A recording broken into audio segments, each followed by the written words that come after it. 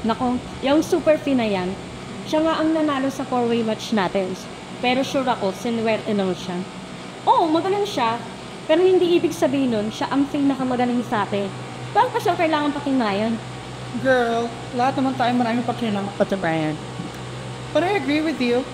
Any one of us could have won that match. But tonight, we'll take the win. Kayang-kaya ko na talino yung super P na yan.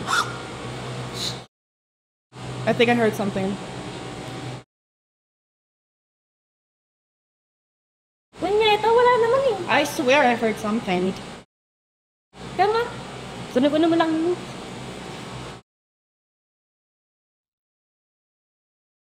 Akong bahala sa'yo, pre. Basta pagkabogian, syempre, dito ka ang tropa mo, pre. Salamat. Bale, yan o.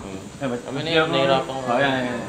Ayan, pre. Napakapogi mo na, boy. Hindi ako talaga bagay. Bagay yan, pre! Bagay yan! Bagay yan! Sabit ko na lang dito. Accessory. Oo, sige. Accessory. Accessory.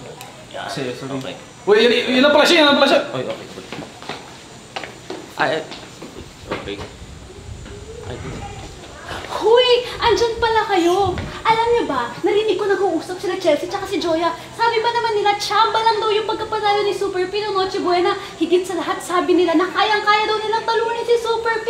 Tapos muntik na nila ako mahuli, kaya tumakbo ako na napakalayo. Tapos nakita ko si Nigel San Jose, tapos interview ko pa siya, tapos nakita ko si Minmax, tapos... Anyway, pupunta ako ngayon sa mga super friends ko para sabihin sa kanila yung narinig kong chismis. Oh, sige, Okay. mamaya tayo mag-usap. Bye! Wait lang. Wala sinabi. Ayaw tumigil eh. Sundan natin. Okay, wait lang.